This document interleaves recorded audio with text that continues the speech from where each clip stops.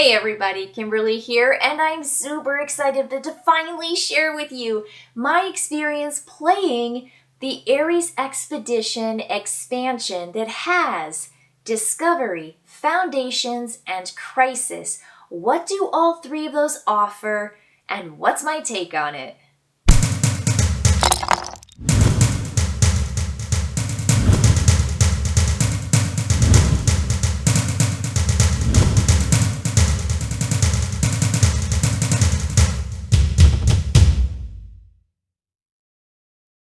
As a big fan of all these games, I needed to spend some time with this because I have played Ares Expedition a countless number of times, but with these three new expansions and new components, elements, and gameplay, I had to give this some time. So what I'm going to do is walk through each of these, tell you what it offers, and then give you my take on it. So the very first one, Discovery. So I'm going to pull out my Discovery booklet, which I really like.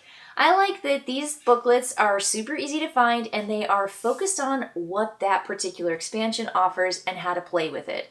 So that you just add it to your box and then everything fits in there and you don't have to worry about it.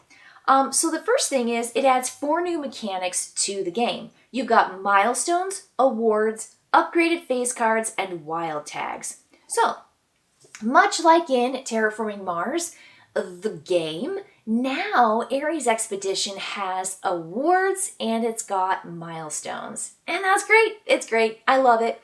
I love it because it gives players something to really go for. It gives someone an objective.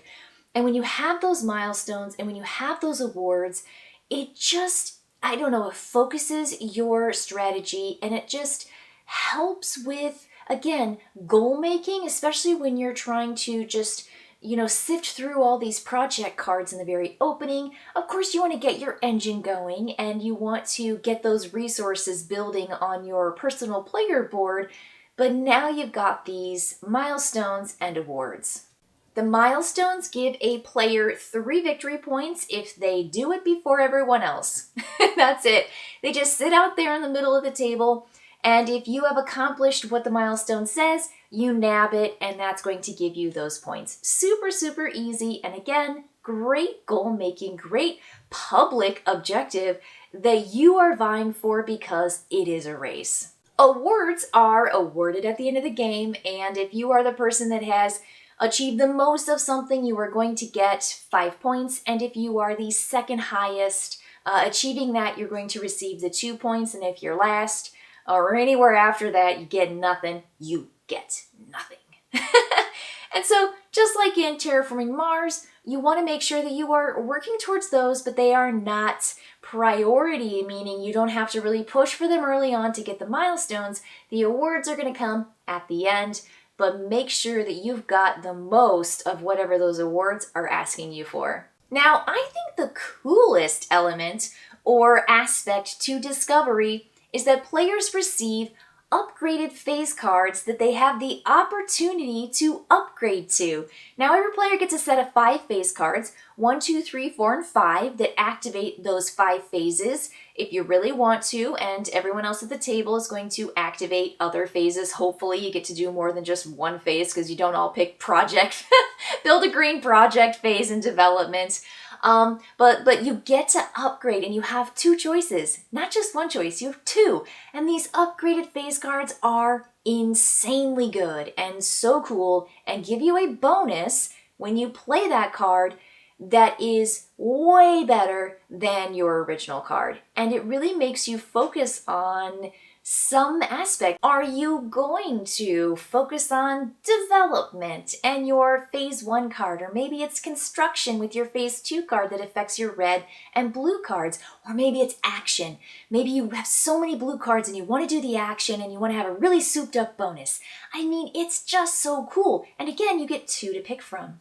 And so when you're looking at this, you replace your phase card that you begin with, which are now beginner phase cards. We all know now. At the when this game came out, it was just, these are your phase cards.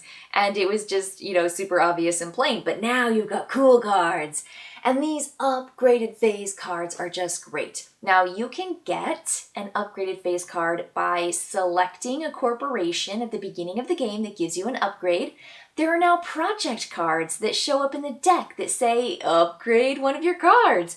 That might be one-time uses with the lightning bolt, but they might actually be action cards that ask you to go down in your Terraform rating and then upgrade a card.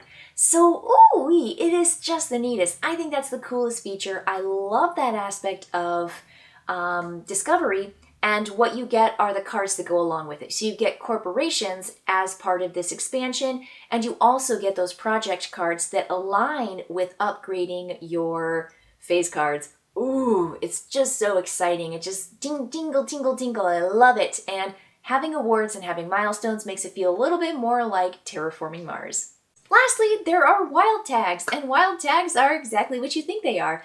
They are little tiny little discs that come, and when you get a wild tag that has a white back and a black question mark on a card, a project card that you invest in, or it might be on a corporation card, you get to put a wild tag of your choice on that card, and it gives you that tag.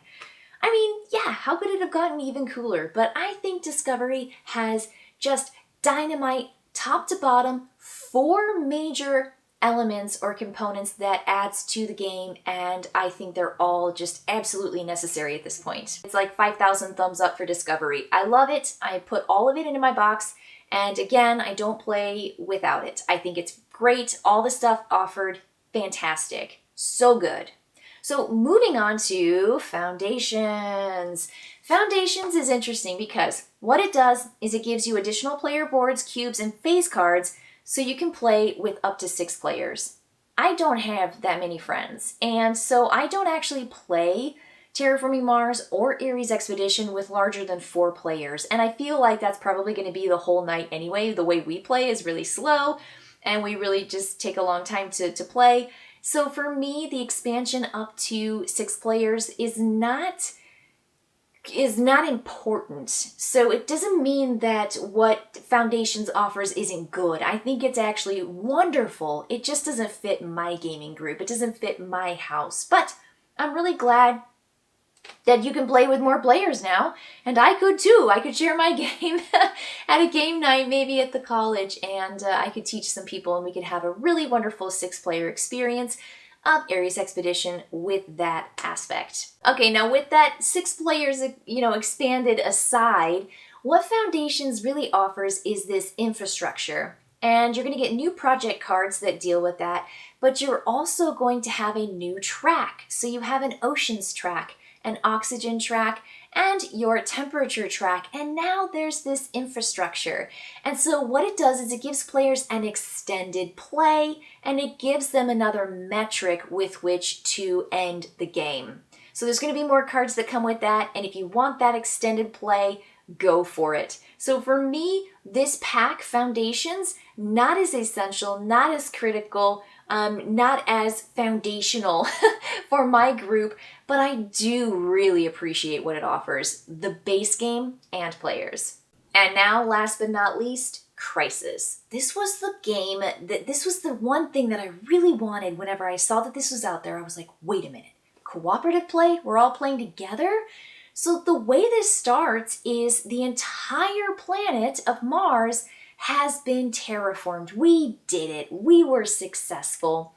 And now there is this cataclysmic experience or event that is bringing all of our terraform ratings down. That temperature we got up, it's gonna plummet. Those oceans we fixed, they're gonna go bad. The oxygen is gonna go down. And we all have to work together to eliminate these small crises that happen throughout the game and to raise all of those metrics by the end. And yes, we're all working together. This is a challenging cooperative experience. It will crush you.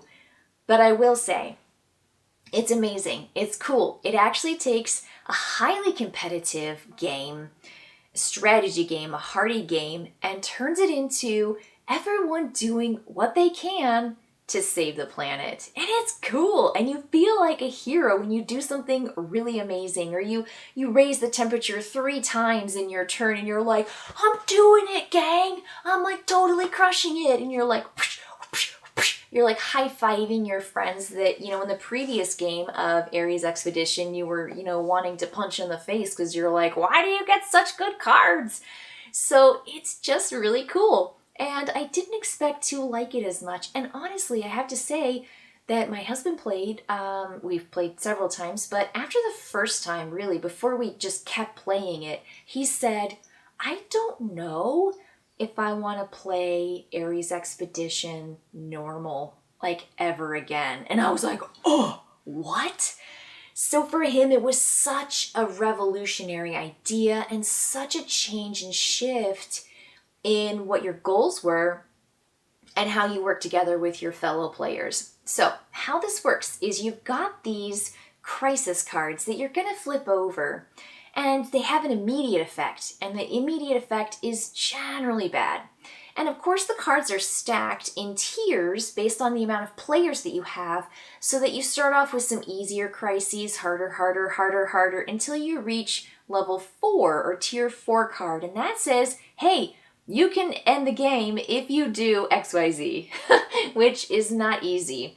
So you work through these crises cards, immediate effect, but then there's this persistent ongoing effect if you don't clear the card. And you can clear the card if you do what it says. So it puts on several markers, and you have to do it 2 times or 3 times or 1 time. And it could be anyone at the table. Build a blue card. Essentially do an action card, build an action card, which means you have to trigger phase 2.